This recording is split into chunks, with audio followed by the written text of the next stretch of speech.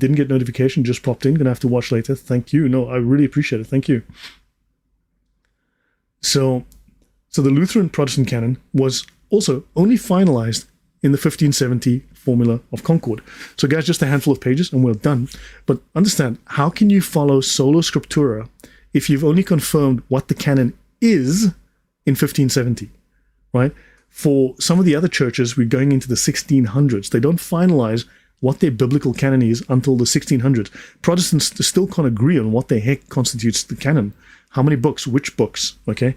So understand that how can you say Sola Scriptura? We only follow the Bible if you don't even know what the Bible is, which books go in it, when was it? The Bible was only finalized in 1570 for the Lutherans. What were they doing for the 1,569 years before that? Can anyone tell me?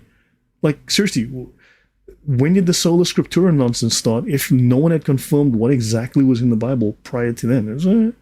So, yeah. A new position adopted 1,600 years after the time of the apostles without clear evidence has an uphill battle to establish itself as sound, okay?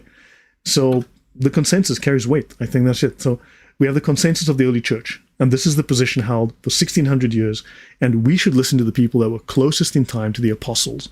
We need to listen to the early church fathers. We need to read the early church records, right? This carries massive weight. You have the scarcity of contrary evidence. Establishing credibility of your canon adopted 1,600 years late means you need to have very good evidence. And you've got to then literally say the church has been wrong for 1,600 years. And that's what Martin Luther said. Effectively speaking, that's what he said. Everyone else is wrong. I'm right. So you've got to say the church had limited access to reliable information, which is probably not true, and that the church lacked any unity, which is not true because they were called the universal church, the one universal church. However, even the evidence for the specific Protestant canon is still a subject of debate. They can't even decide what the heck constitutes the canon.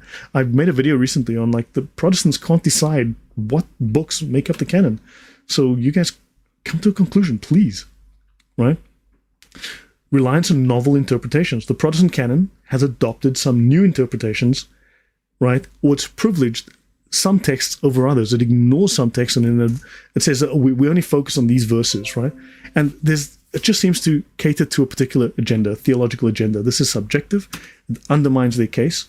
Okay, what are the motivations? It seems to not be based on evidence, but based on a theological agenda to push a particular thing. And Protestant identity is based on protesting against the Roman Catholic Church. It's protesting against Roman Catholic theology. Yeah, which canon exactly? Thank you, Horse. Yeah. So, and there's implications for authority. Adopting a new canon 1,600 years after, okay, implicitly argues that the church was wrong for 1,600 years in how it discerned and interpreted Scripture. So this has serious implications on biblical authority and transmission that must be addressed.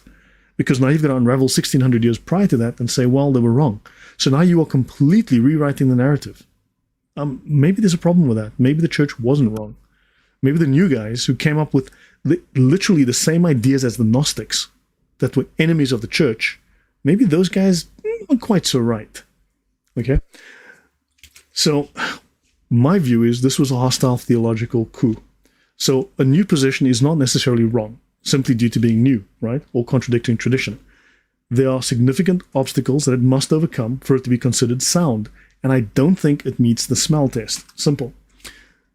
Now, the radical changes that were made by these very liberal, Gnostically inclined, and I'm saying this again because I've said it before, when you look at what the Gnostics said and what these guys said, yeah, it's like, yeah, that's Gnostic, right? By these 1,600 reformers, right, they disrupted centuries of established orthodoxy and tradition.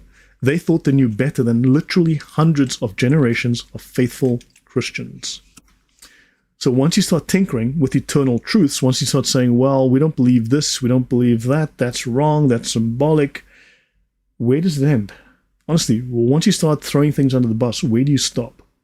Right? It is arrogant to cast aside what has been passed down through the ages, from Christian to Christian to Christian, to then claim that these people weren't sincere. They got it wrong because I have voices in my head that tell me otherwise.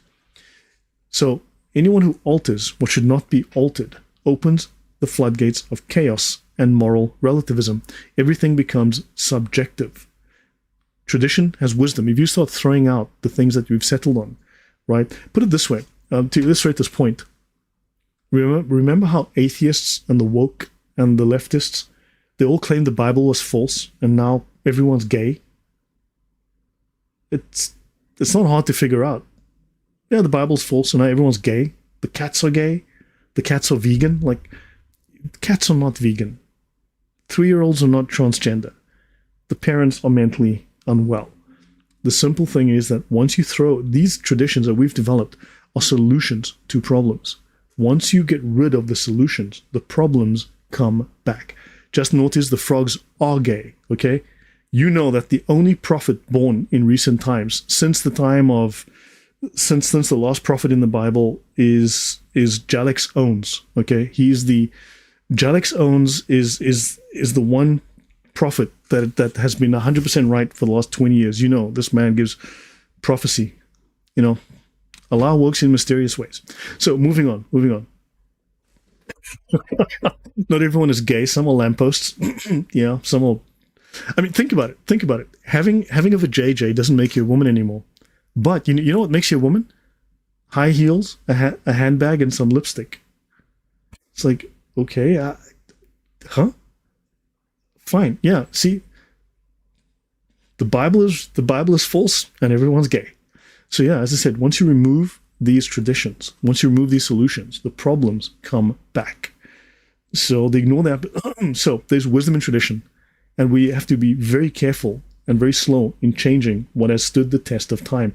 Novelty, for its own sake, is not a virtue. Richard Moore says virtually every modern heresy has come out of the teachings of Protestantism. Mormons, Jehovah's, yeah, they're all offshoots of Protestantism. That is true. And meat is bad for you. Yeah, but that's also a Gnostic position, CMB.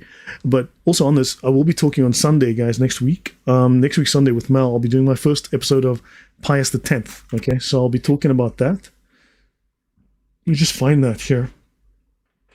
I'll be doing that next week, and we'll talk about this. And this is going to be very interesting, where we're talking about the different heresies that he lists, and this problem of modernism. These specific, and we're going to break it down into its constituent components. These problems come, they come straight out of the Protestant church. They come out of heresies. They go straight into the Protestant church, and then they come straight out of the Protestant church into the Catholic Church. Although, do understand that he recognizes there were problems in the Catholic Church early on already. I mean, you've got the remember, even in the book of Acts and other books, right?